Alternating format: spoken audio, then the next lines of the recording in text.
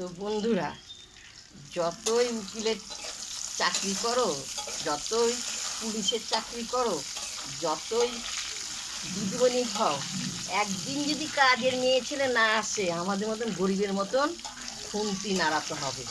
তাদের কাঠে না রান্না করলে কি হয়েছে, খুন্তিটা নাড়াতে হবে। তার লাভটা কি হলো? কিছু হলো কি? কিচ্ছু হলো না। তা আমাদের গরিব, ওদের থেকেও অনেক আমরা রান্না করে ভালো মতন করে খাই, নিজের মতন। বুঝতে পেরেছো? তো এখানে আলু আর বেগুন ভাজা হলো।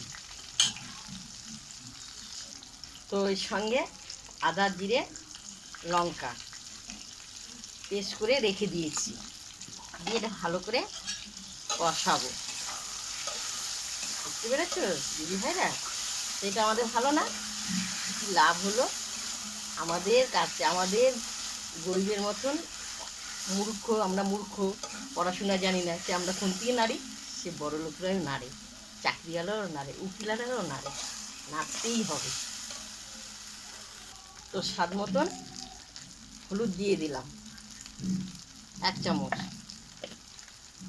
স্বাদ মতন নুন দিয়ে দিলাম, দিয়ে ভালো করে কষাবো। দিয়ে এই যে মাছ, শিং মাছ, বেলে মাছ দিয়ে এখানে ভালো করে এর সঙ্গে কষিয়ে নেব। ভালো করে কষাবো, কষাতে কষাতে কি সুন্দর। আমি মাছ ভাজবো না গো, বাঙালি রান্না দেখবে, খেতে খুব ভালো লাগে। একটু ভালো করে কষানো হোক। তো দেখো কি সুন্দর মাছটা কষানো হয়ে গেছে, দেখতে পেয়েছো? শিং মাছ কষিয়ে কষিয়ে রান্না।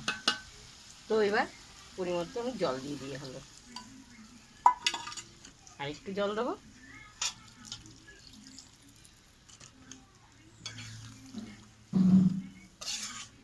শিং মাছ আলু দিয়ে বেগুন দিয়ে মাখা মাখা কষা কষা হবে।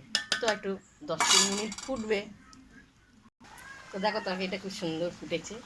এরপর জিরে, ধনে, তেজপাতা ভাজা গুঁড়ো করা হয়েছে, এর উপরে সুন্দর করে ছিটিয়ে দেওয়া হলো। খুব সুন্দর অপূর্ব গন্ধ বেরোবে। তো তোমরা দেখো এখানে শিং মাছের তরকারি। তো তোমাদের কেমন লাগলো তরকারিটা শিং মাছের? লাইক শেয়ার করে দিও। তো আজকে শুভ দুপুরটা রান্না হয়েছে।